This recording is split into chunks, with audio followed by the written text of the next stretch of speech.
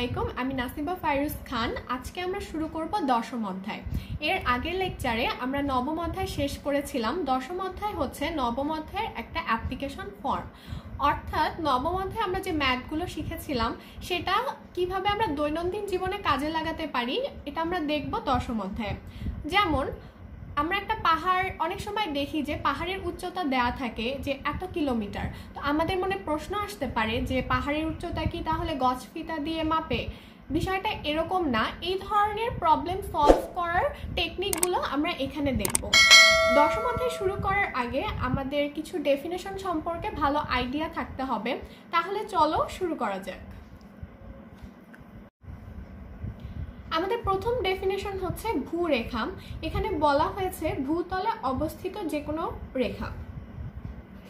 আমরা যদি একটা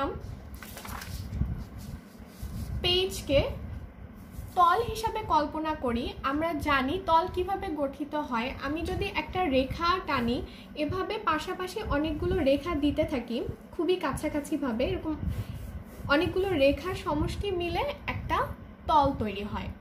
আমি যদি একটা রেখাকে নির্দিষ্ট করে বলি যে এটা আমাদের একটা নির্দিষ্ট রেখা, তাহলে এই রেখাটাকে আমি বলবো আমাদের ভূরেখা।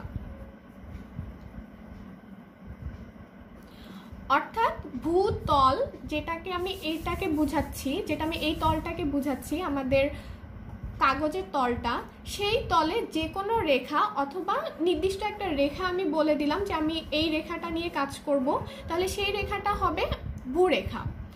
এখন এই ভূরেখার কোনো বিন্দুতে যদি আমি যে পেনটা যেভাবে ধরেছি এভাবে লম্ব অর্থাৎ 90 ডিগ্রি অথবা সমকোণে কোনো রেখা থাকে, সেটা হবে উলম্ব রেখা।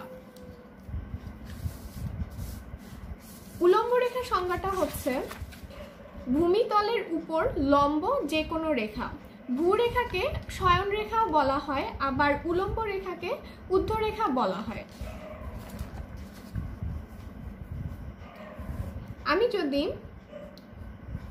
এই রেখাটিকে AB দিয়ে নির্দেশ করি এবং এর উপরে 90 ডিগ্রি অ্যাঙ্গেলে আরেকটি রেখা টানি এবং এটাকে বললাম যে C, এই পয়েন্টটাকে বলছি C, তাহলে এই দুটো যোগ করে দিলে ABC এটা কিন্তু একটা তল নির্দেশ করে। ABC তলকে বলে উলম্ব তল। পরবর্তীতে আছে উন্নতিকোণ। উন্নতিকোণের সংজ্ঞায় বলা হয়েছে ভূতলের উপরের যে কোনো বিন্দু ভূমির সমান্তরাল রেখার সাথে যে কোণ উৎপন্ন করে তাকে উন্নতিকোণ বলে। আমি যদি এখানে একটা রেখা নেই যেটা আমার রেফারেন্স লাইন অথবা ভূরেখা, তার উপরে যদি কোনো বিন্দু থাকে, সেখান থেকে ভূরেখাকে যোগ করলে, ভূরেখার সাথে যোগ করলে আমরা একটা কোণ পাচ্ছি, এই কোণটা উন্নতিকোণ। এই বিন্দুটা যদি রেখার উপরের দিকে না থেকে নিচে থাকে এবং এই বিন্দুর সাথে আমরা ভূরেখাকে যোগ করি, তাহলে যে কোণটা পাবো সেটা হচ্ছে অবনতি কোণ। অর্থাৎ আমি যদি একটা পাহাড়ের পাদদেশে থাকি, আর পাহাড়ের হচ্ছে শীর্ষ, পাদদেশে থাকার অর্থ হচ্ছে আমি এখানে দাঁড়িয়ে আছি, এটা আমার রেফারেন্স লাইন অথবা ভূরেখা, আর পাহাড়ের শীর্ষ ভূমির সাথে যে কোণটা উৎপন্ন করবে সেটা কিন্তু উন্নতি কোণ। কিন্তু আমি যদি আবার প্লেনে থাকি, প্লেনে থাকলে আমি যদি প্লেন থেকে নিচের দিকে কোনো কিছু দেখি, তখন ওই বিন্দু থেকে প্লেনে আমি যে যাচ্ছি, প্লেনের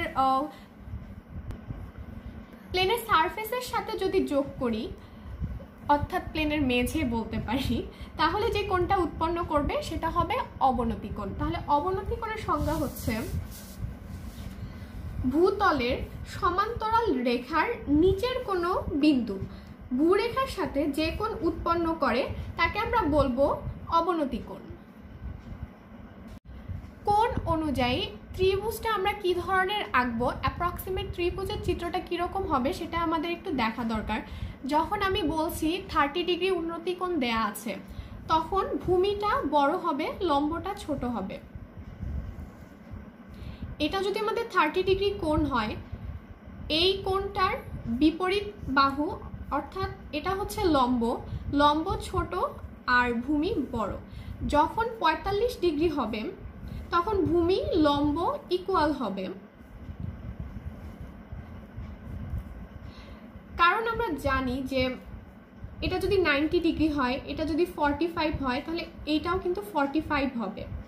আর দুইটা কোণ যখন সমান হয় তার বিপরীত বাহুগুলোও সমান হয়, তাহলে লম্ব ভূমি ইকুয়াল হবে।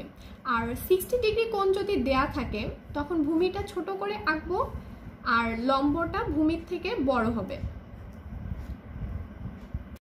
আমরা এখন একটা সহজ উদাহরণ সমাধান করি।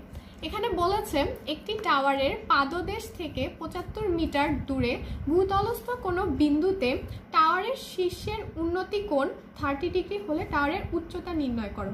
টাওয়ারটিকে এরকম আমি একটা লম্বর মাধ্যমে প্রকাশ করলাম। পাদদেশ অর্থাৎ নিচের বিন্দু থেকে আমি ডানে বামে যে কোনো একদিকে দেখাতে পারি, আমি এদিকে দেখাচ্ছি। টাওয়ারের শীর্ষের উন্নতি কোণ, এখানে যেটা মাথায় রাখতে হবে যে বিন্দু থেকে আমি ভূরেখার যোগ করার ফলে এইখানে কোণ উৎপন্ন হবে। আমি এখানে এ বি টাওয়ারের উচ্চতাকে এইচ দিয়ে প্রকাশ করেছি আর বিসি এর মান দেয়াই আছে 75 মিটার আর এই কোণটা দেয়া আছে 30 ডিগ্রি। আমার সম্পর্ক হচ্ছে এটা যদি আমার কোণ হয় তাহলে এর বিপরীত বাহু লম্ব আর নিচের সিবি হচ্ছে ভূমি। লম্ব ভূমির সম্পর্ক আমরা জানি ট্যান দিয়ে আমরা প্রকাশ করি। ট্যান 30 এখানে আমরা লিখতে পারি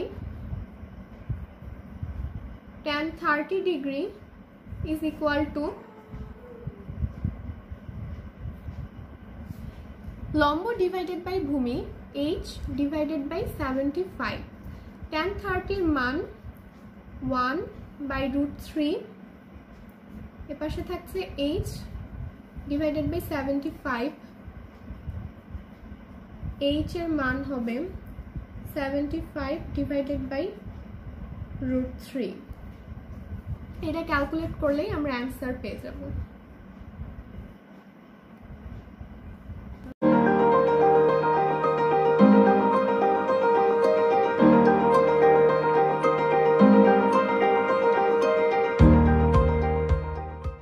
এখানে বলেছে একটি গাছের উচ্চতা 105 মিটার,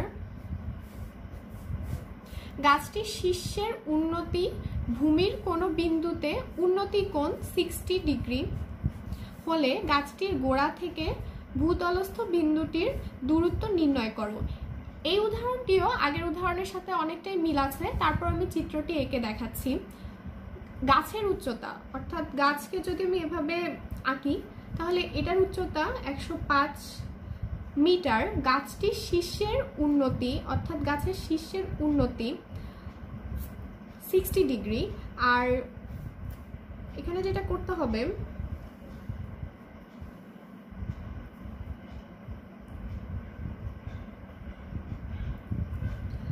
বের করতে বলেছে গাছটির গোড়া থেকে ভূতলস্থ বিন্দুটির দূরত্ব কত। তাহলে বিন্দু এখানে এই দূরত্বটা বের করতে হবে, যেটা আমি দিলাম x হিসেবে। আমাদের এই চিত্রটা কি ঠিক আছে? অবশ্যই না, কারণ 60 ডিগ্রি কোণ হলে ভূমিটা ছোট হবে, লম্বটা বড় হবে। তাহলে যদি আমি এভাবে আঁকি, এটা একটা অ্যাপ্রক্সিমেট চিত্র হয়েছে। এই মানটা হচ্ছে, একে যদি আমি এ বি সি লিখি, এ বি এর মান হচ্ছে 105 মিটার। এখানে বি সি এর মান বের করতে হবে। তো বিসি এর সাথে কারা কারা সম্পর্কযুক্ত, এটা হচ্ছে আমাদের লম্ব, বিসি ভূমি, আর কোণ 60 আছে। তাহলে ভূমি লম্বের সাথে ট্যান এর সম্পর্ক আছে। Tan theta is equal to লম্ব ডিভাইডেড বাই ভূমি। এখানে আমি লিখব tan 60 degree is equal to লম্ব 105, নিচে এটাকে যদি বিসিকে এক্স ধরি এক্স আসবে। এখানে একটা কথা বলা দরকার, ট্যান 60 দিয়ে যেমন করা যাবে কট দিয়েও কিন্তু করা যাবে। তাহলে এখানে অনুপাতটা উল্টে যাবে, উপরে ভূমি হবে নিচে লম্ব হবে। কিন্তু আমরা সাধারণত সাইন কস ট্যান এগুলোর মানগুলো মনে থাকে বেশি, সেজন্য এই তিনটা দিয়ে করার ট্রাই করি। তো এখান থেকে ক্যালকুলেট করলে অ্যান্সার পেয়ে যাব। এখানে বলা হয়েছে 18 মিটার লম্বা একটি মই একটি দেওয়ালের ছাদ বরাবর ঠেস দিয়ে ভূমির সঙ্গে 45 ডিগ্রি কোণ উৎপন্ন করে দেওয়ালের উচ্চতা নির্ণয় করো। এখন এটাকে যদি আমি দেয়াল মনে করি তাহলে মই কিভাবে ঠেস দেওয়া থাকে ছাদের সাথে? মই নিশ্চয়ই এরকম লম্বা হয়ে থাকবে না, একটা হচ্ছে অ্যাঙ্গেল হয়ে থাকবে। যখন এভাবে সে বাঁকা করে ঠেস দেওয়া হয়েছে দেওয়ালের সাথে, তখন ভূমির সাথে একটা কোণ উৎপন্ন করেছে, সেটা হচ্ছে 45 ডিগ্রি। দেওয়ালের যে উচ্চতাটা সেটা নির্ণয় করতে হবে, যেটাকে আমি এইচ দ্বারা প্রকাশ করলাম। আর মইটার মান দেওয়া আছে, সেটা হচ্ছে 18 মিটার। A B C. আচ্ছা, চিত্রটা আমি একটু লম্বভূমি সমান করে দেই যাতে 45 ডিগ্রি মনে হয়।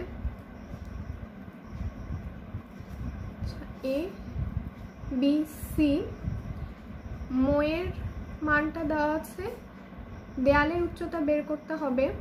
তো এখানে এটা যদি কোণ হয় তাহলে এইচটা লম্ব আর অতিভুজের মান দেওয়া আছে। লম্ব অতিভুজ মানে সাইন দিয়ে আমাদের ম্যাথটা করতে হবে। Sine 45 degree is equal to লম্ব মানে এইচ ডিভাইডেড বাই অতিভুজ 18। H is equal to 18, sine 45 এর মান 1√2। এটা ক্যালকুলেট করলেই আমরা অ্যান্সার পেয়ে যাব। আমরা চলে যাচ্ছি আমাদের পরবর্তী উদাহরণে। এখানে বলা হয়েছে ঝড়ে একটি গাছ হেলে পড়ল। গাছের গোড়া থেকে 7 মিটার উচ্চতায় একটি লাঠি ঠেস দিয়ে গাছটিকে সোজা করা হলো। মাটিতে লাঠিটির স্পর্শবিন্দুর অবনতি কোণ 30 ডিগ্রি হলে লাঠিটির দৈর্ঘ্য নির্ণয় করো। সিনারিওটা এরকম, একটা গাছ ছিল, সেটা ঝড়ে হেলে পড়লো, কিন্তু আমি একটা লাঠি ঠেস দিলাম যার কারণে গাছটি আবার সোজা হয়ে দাঁড়ালো। এখানে আমি এটাকে যদি আমি বি বলি, এ বি এর দৈর্ঘ্য কত সেটা বলা হয়েছে 7 মিটার। তারপরে বলল মাটিতে লাঠিটির স্পর্শবিন্দুর অবনতি কোণ। মাটি এইটা, এখানে সি দিলাম, বিসি হচ্ছে মাটি, এই বিন্দুর অবনতি কোণ। যখন আমরা অবনতি কোণ দেখছিলাম, সংজ্ঞা পড়ছিলাম, তখন আমরা দেখেছি যে অবনতি কোণের ক্ষেত্রে যে বিন্দু থাকে সেটার উপরের কোনো রেখার সাথে সে কোণ উৎপন্ন করে। এই বিন্দুর জন্য, এখানে এটাকে যদি আমি সি বিন্দু বলি, তাহলে সি বিন্দুর জন্য অবনতি কোণ আরেকটি বিন্দু সাপেক্ষে, সেই বিন্দু আমি ধরছি এ বিন্দু। তাহলে এখানে যদি আমি আমাদের রেখাটা নেই, এই কোণটির মান দেয়া আছে 30 ডিগ্রি। এই কোণের মান যদি 30 ডিগ্রি হয় তাহলে এ সি বি এই কোণটার মানও 30 ডিগ্রি হবে, কারণ এরা একান্তর কোণ। তাহলে কিন্তু আমি মোটামুটি সবকিছু পেয়ে যাচ্ছি। এখানে বলেছে লাঠিটির দৈর্ঘ্য, এসি এর মান বের করতে বলেছে, আর লম্বর মান দেয়া আছে। আমি যদি সাইন দিয়ে করি, সাইন 30 ডিগ্রি, লম্ব 7 দেয়া আছে, আর এসি বের করতে হবে। এখান থেকে আমি এসি এর মানটা বের করে ফেলতে পারবো।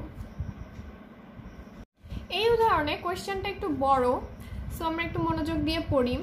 ভূতলস্থ কোনো স্থানে একটি দালানের ছাদের একটি বিন্দুর উন্নতি কোণ 60 ডিগ্রি। আচ্ছা, ফার্স্টে আমি দেখলাম যে ভূতলস্থ কোনো স্থানে দালান এটা, আর ভূতলস্থ কোনো স্থানের উন্নতি কোণ আমি পেয়েছি 60 ডিগ্রি। ওই স্থান থেকে 42 মিটার পিছিয়ে গেলে ওই বিন্দুর উন্নতি কোণ 45 ডিগ্রি হয়। দালানের উচ্চতা নির্ণয় করো। এখন এখান থেকে পিছিয়ে গেছে, কতটুকু পিছিয়ে গেছে? 42 মিটার।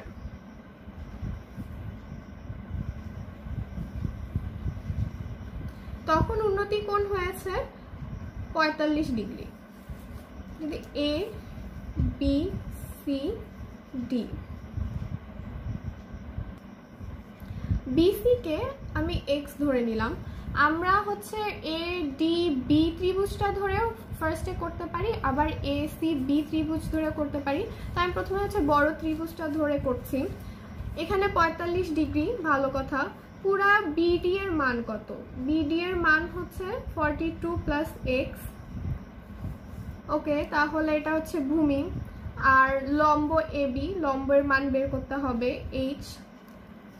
তাহলে tan দিয়ে করব। tan 45 degree is equal to লম্ব এইচ ডিভাইডেড বাই ভূমি, যেটা 42 প্লাস এক্স, এখানে 1 is equal to h divided by 42 plus x, অতএব h equal 42 plus x। এটা আমাদের একটা সমীকরণ। আবার আমাদের যে সেকেন্ড ত্রিভুজটা আছে এ বি সি, সেখান থেকে কি পাচ্ছি? সেখান থেকে পাচ্ছি যে বিসি এক্স, এটা ভূমি।